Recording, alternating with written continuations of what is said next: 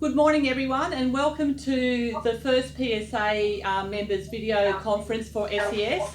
Can I just firstly ask everyone to put all their devices on mute, because we've got a lot of people online, so if you can do that first, that would be great.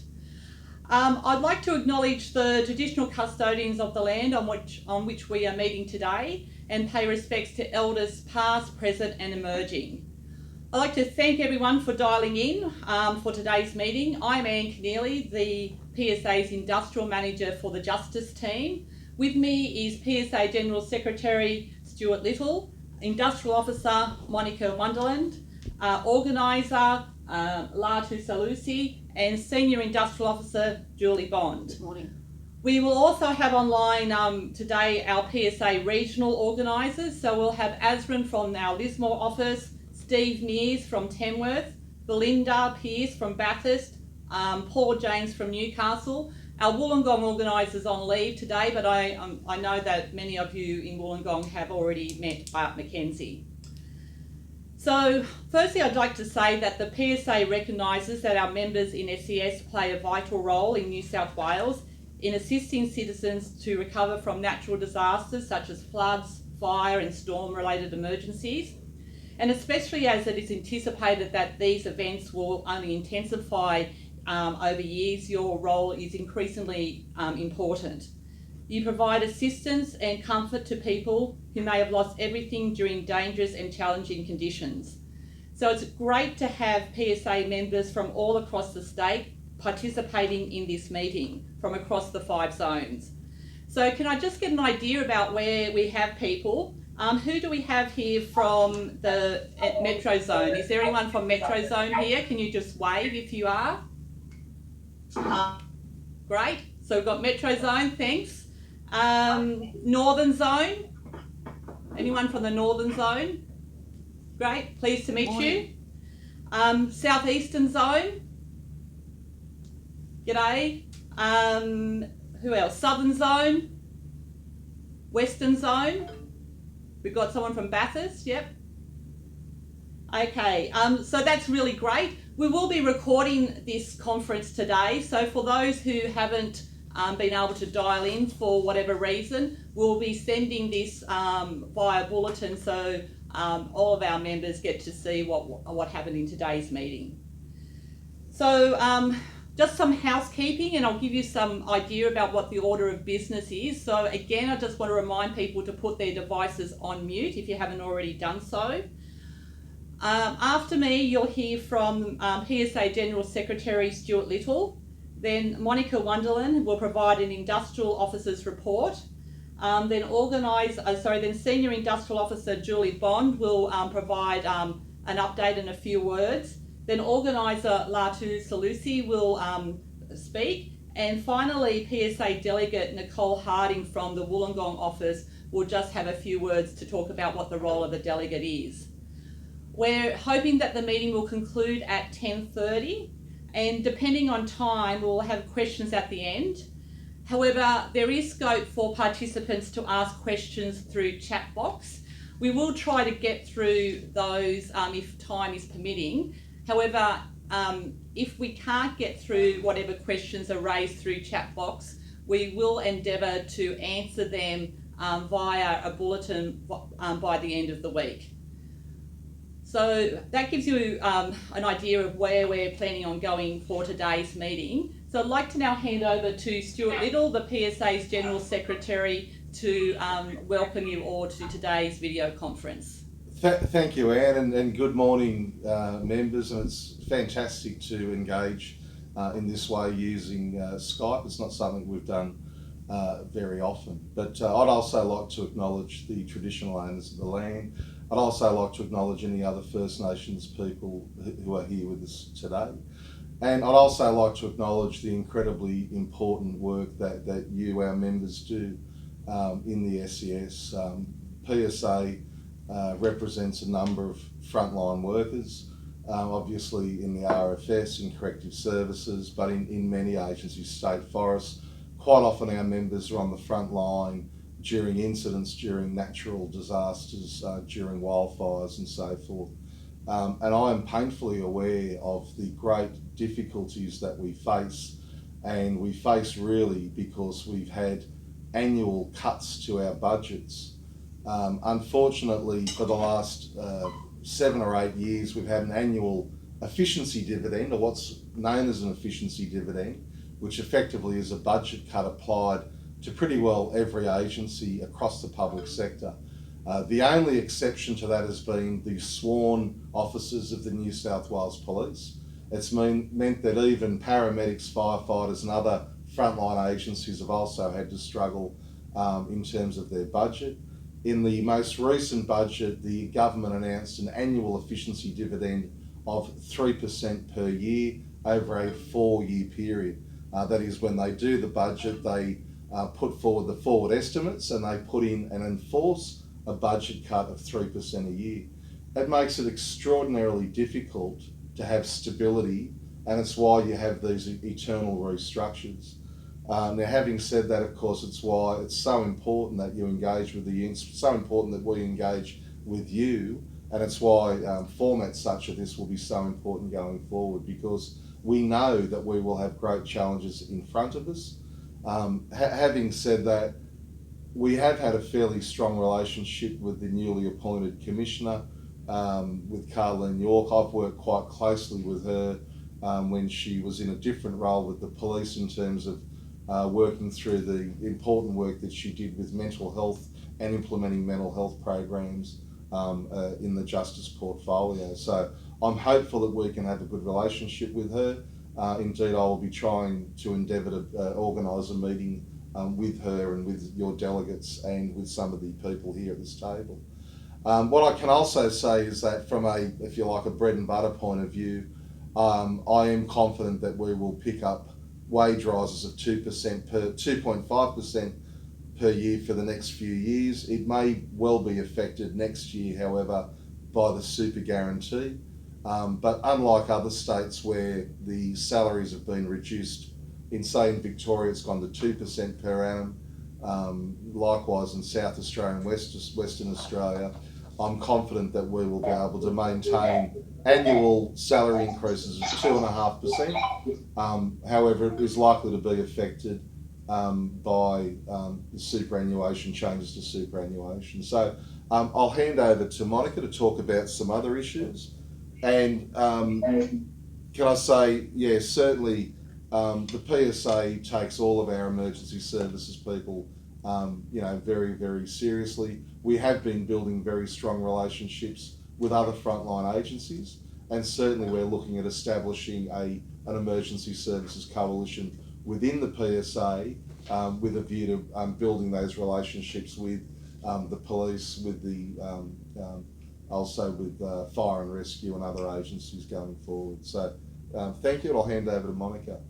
Okay, thanks everyone. Thanks for coming. Stuart's outlined some of the issues that the PSA and members face in terms of the government's budget cuts, and a lot of what we do industrially relates directly to budget cuts. So as everyone is aware, there's a current restructure being undertaken by the SES. Fortunately, it's not as big as last year's quite dramatic restructure of the SES, which affected the whole of New South Wales. However, we know that these cuts will have a huge impact still on the persistent workload issues which have not quelled since last year. So last year the SES said that the transformation would increase workload efficiencies, but that hasn't been the case at all. We have evidence for this. We've done a survey and we've also spoken to members on the ground. So we've put the question to the SES as to why they're deleting current roles when there are huge workload gaps that people are struggling to manage because resources have been taken away and staff positions have been deleted.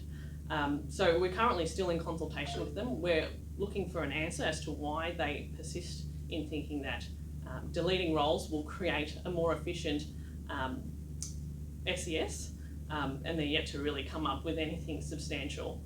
But again, this goes back to the government and the pressures that the SES have to manage in terms of the cuts to the budget. So the PSA is definitely opposed to budget cuts, and as you can see, day to day, this is a problem for members and the PSA is closely monitoring that situation. So in order to get evidence for our issues about workload, the PSA recently did a survey, so thanks to everyone who completed the survey.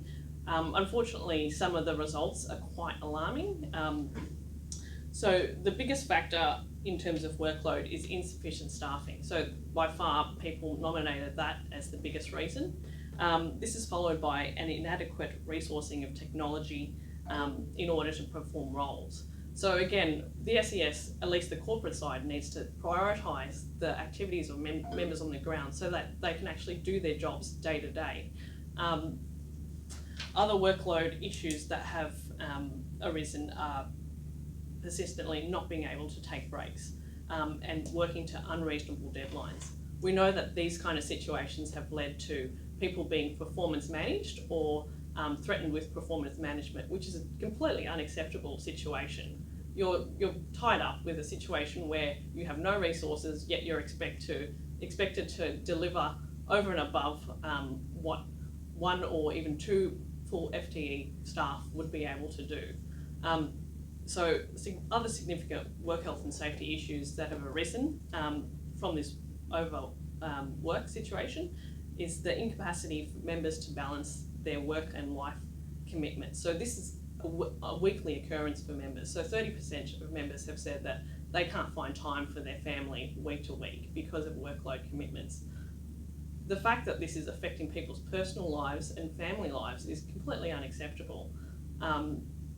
So we're pretty sure that this will be well married with the People Matters survey results. So we're going to look at trying to work with the SES to develop a strategy around workload and particularly focusing on the kind of technological changes that could be looked at in order to dissipate a lot of the pressures that members are currently facing. So other statistics include members accumulating over 20 hours of unpaid work per month and the inability to take time off in lieu. So effectively you're working for free, which again is a completely unacceptable situation. So it's an industrial problem and it's a work health and safety problem. We'll continue to monitor that.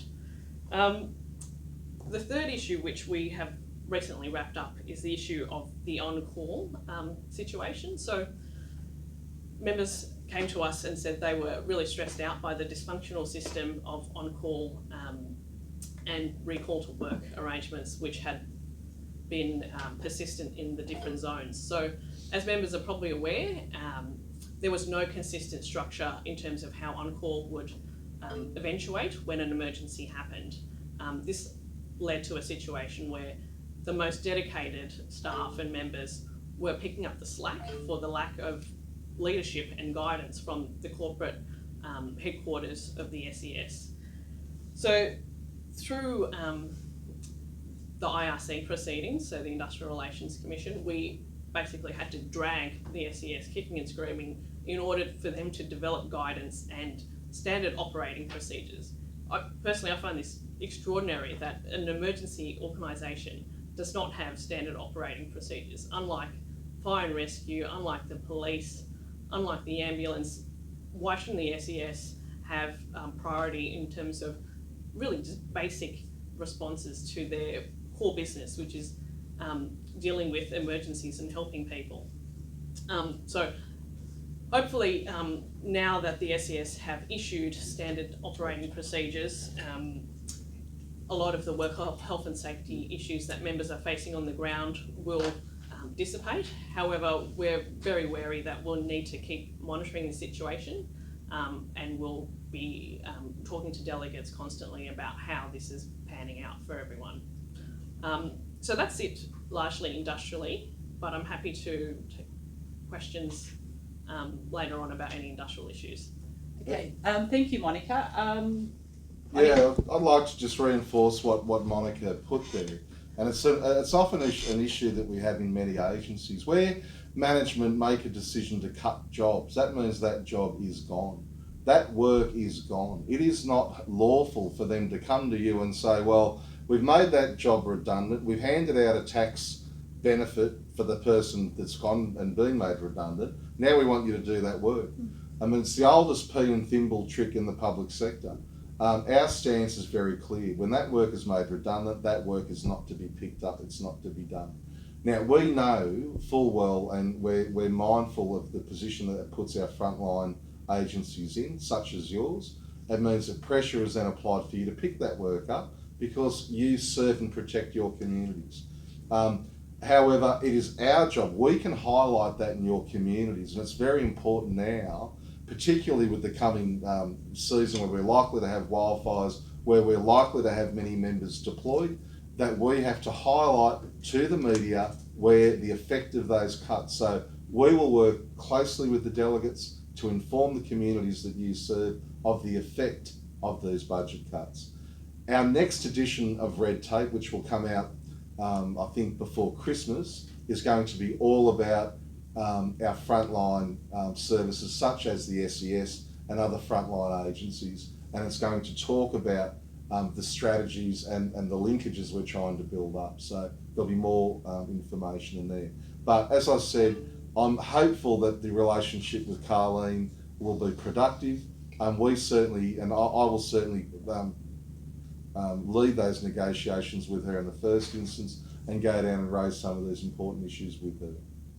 Okay, thanks, Stuart. I can see that there are some comments and questions coming up. We will try to get to them at the end, but as I said earlier, if we can't address them today, we will respond via a bulletin to all members by the end of the week. So please don't think we're ignoring them, but we're just mindful of time as well. So I'd like to just hand over to Julie Bond. Thanks, Anne. Hi members and good morning. It's disheartening to sit in front of you here again where SES is facing, under your words, another operational change, and noting that the organisational transformation is not yet some 12 months old. It's disheartening to think, what is this operational change going to mean to you? Using the findings of the work overload survey of recent, many of you, as supported through what Monica has said to you a little bit earlier here this morning, are facing insufficient staffing, insufficient technology and resources. So how will this operational change benefit you in serving the communities and what you do in that vital service that runs 24/7, 365 days of the year? As you've heard the General Secretary say here this morning, we're facing great changes here with the current government. And again, I think it's important that we take this fight with you and with your communities, and using the relationship we have with your new commander, Miss York, and to ask again why and how will these changes impact you and the role that you play with the community, which is so vital with you. I won't take up too much of your time because, again, as Anne said, there is plenty of questions coming through and we certainly want to hear from you this morning. But what we ask you today is join us in using your voice, because you are one of the vital services here in the New South Wales community. So thank you, and I'll hand over to Latu Salesi. Good morning, everyone. My main role as an organiser is to build the PSA, make SES as strong as possible, and as to be able to fight the fight that my colleagues have spoken about. The many challenges that we face going forward, we need to be as strong as possible and as a united team working together to get good industrial outcomes for all members and staff. So as a part of that, we will be visiting, so myself will be visiting as many SES work sites as possible over the next 2 months. And my colleagues out in the regional in the regional offices will be doing the same thing. So please start checking out. I will be sending out a schedule of visits over the next week. We also would be asking all members to consider putting their hand up and taking a participatory role in working towards these good outcomes.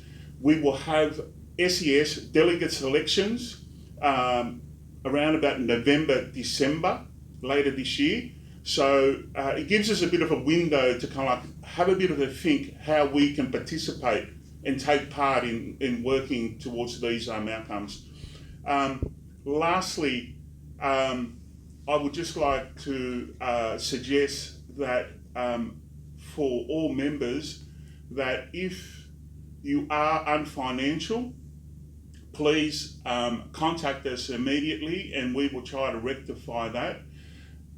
If you have colleagues that are not members, please speak to your colleagues and encourage them on the importance of becoming a member of the PSA and working together as a united group. So that's the words from me, and I'll be meeting up with you shortly. So thank you for your time. Is Nicole online? Nicole, yeah. Is Nicole online? I can't see her. She's there. Oh, is she? Nicole, did you want to say something about being your role as a delegate? Now, no, I think we've lost her there. I think we've lost her. Okay, so while we're waiting for Nicole, do we have anyone who wants to make a comment or question? They'd have to unmute their phone. Unmute your phone. I can see some. I can't actually read them from because I'm a long way from the screen. I might need someone to read them out for me. Sorry, I'm just getting our comms person to read one of the questions out. Yeah, so you'll hear a voice from that's not on the screen who'll be reading out one of the questions just because I'm too far away from the screen to read it properly. Yeah. Has the PSA also read the results from the People Matters survey, as the SES also did not fare well in this report? Yes. Yeah, so that's no surprise. The SES, after the transformational reorganisation, things were chaotic, as we have heard from members. We're going to be reconciling those results with our own survey results and compiling basically what we think are the issues, drilling down in terms of where the locations of intense pressure are, and trying to work with the SES in terms of moving forward and developing strategies. I mean, this isn't just an industrial issue in terms of people not liking their work or whatever. This is directly affecting people's health, which goes far and beyond just having a job. You shouldn't have to suffer in your work and in your personal and family life because of your work-related stress and because of these budget cuts. And can I just add on to what Monica said? It's clear that there's been serious dysfunction in the SES, given that your previous commissioner was, if you like, he wasn't renewed. His contract wasn't renewed. You had Kyle Stewart come in for a while. We met with Kyle Stewart, and the meeting was quite conciliatory, and it was with a view to really trying to build things up. I was quite surprised when Carleen came in and got the position. But as I said, I am confident that we can work closely with her to try to help rebuild the SES. One more. Yep. How often can we expect regional reps to attend our offices, as I have seen one in 8 years attend this office? Which office is Sorry, which office is that? That's Colin Maloney. From where is which one? Who's Colin? Can Colin just raise his hand? Okay. Bathurst? Is that Bathurst? If you unmute Colin. I think Colin is in Goulburn, I believe. Well, I can assure you. Okay. Thank you, Colin. Thanks, Sorry. Colin. I can tell you now that I will ensure that there is a systematic, that there is a regular visit from your regional organiser after this meeting. I'll ensure that, and I hope that all the regional organisers are listening in. But I'll personally give you that guarantee that you will have a regular and systematic visit. If not from the regional organiser, then certainly from the Sydney-based organiser. Colin, I can make a commitment now that I can be out there next week, Thursday or Friday, or any other day which is suitable for you. Now, we spoke yesterday, I think, on the phone, so you have my contact details. And that goes out to everyone else that's on this conference. If you want to a workplace visit ASAP, please send me your details in the office, and I will make it a priority to come out and meet you guys and speak and kind of work out what the issues are that are relevant to your particular work location. Okay, thank you. So we'll have two more questions from chat box. Maria Fraser has said, as a member of the PSA, I never received the invite to this conference. It was forwarded to me by a colleague. Okay, so we need to make sure that we get our systems in place and so that all members get our bulletins and details. So that's something that our organiser Latu can work with our membership section about to ensure that that doesn't happen again, and I apologise for that, but I'm really heartened that you did make the effort to attend today, so thank you so much. One more question or comment? Shoshana Griffin, with regards to the issues raised today, will the PSA only be looking at the organisational level or location, or will they assist individuals? We will do all of those things, definitely. Yeah, I'm currently supporting individual members in relation to the current restructure, so it's always both. Okay, thank you. So the other questions that we haven't responded to today, we will respond to via a bulletin, and we will also respond to the ones we did respond to in that bulletin as well. So, sorry? Nicole's, we've lost Nicole. Yeah. Is there any other questions anyone wants to ask? We've got 2 minutes. 2 minutes to go. 4 minutes. 4 minutes. So I'd just like to, maybe we can do one more question. Is anyone want to ask a question directly? Sorry? Yeah, right. Just one minute. Sorry? Just one at a time, please. So, Rod? Go on. Rod? The question is, in this transformation over the last 12 months, I lost the Field Award. Some people actually took the fight on themselves by taking their own legal action, and I believe those people are still getting the Field Award. I'm just wondering why the PSA didn't take that fight on for all of us. Okay, let's take that question on notice because we'll need to do some more. So it's a question about the Field Award. Retention of the field allowance particularly. Yeah, Yep. okay, so that's a good question. We'll take that on notice and we'll respond to that via bulletin as well. So thank you. Any other comments or questions? Yes, it's Joanne Hopkins here. I was just asking, why are we only hearing from the PSA today when we've had so much disruption for the last 12 months? Well, yeah, I can appreciate your position. We've been trying to build up our presence across New South Wales. So Latu has been looking at going to different offices. So he's been to a number of offices in the last few months. We've also had the industrial dispute that we've been looking after, and also the workload survey, which will help us provide further evidence to the SES about the kind of claims and interests that members need to be taken care of. Okay, and I really take on board your comment as the manager of the Justice team. We call this video conference today as a result of some of the delegates and members wanting to have more contact with the PSA.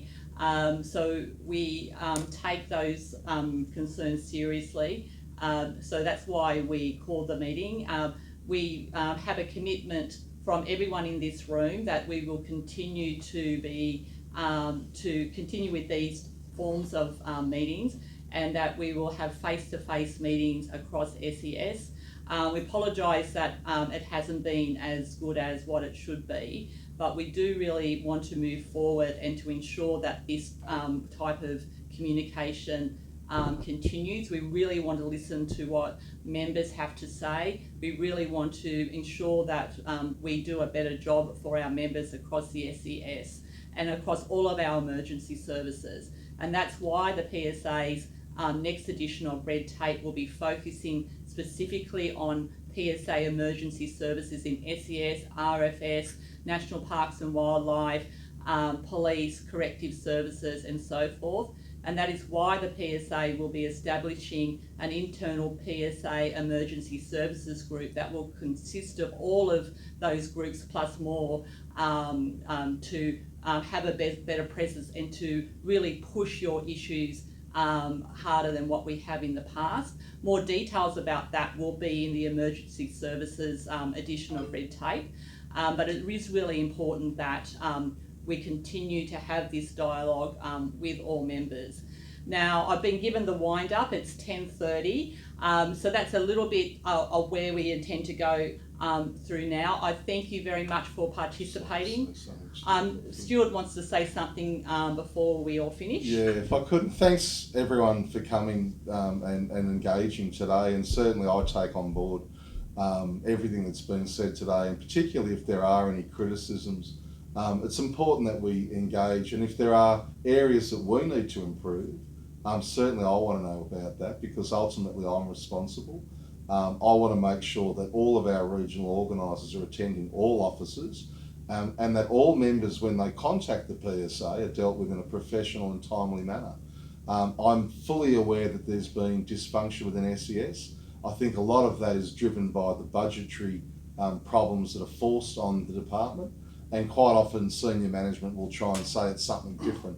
I mean, to call an efficiency dividend, to use that terminology when all it really is a cut to your budget is it's contrary. So I'm certainly mindful of the great challenges that we have in front of us, and as I said, I'm very committed to working with all of you to try and help resolve it, to help you in the workplace. So thank you again for your time. Okay, thanks, Stuart. I'd just like to remind what Stuart said earlier about not doing unpaid work and not doing the work of deleted positions. We know together, if we stick together as a union, we can be strong and we can make a difference. We will be building on this momentum from today. It's only the start, and we will continue having these events. And I can see more comments are coming up as we're winding up, but we will respond to those by the end of the week. And this video will be sent to all members who via bulletin. We'll ensure that we make sure that our email list is up to date as well, so that everybody gets it.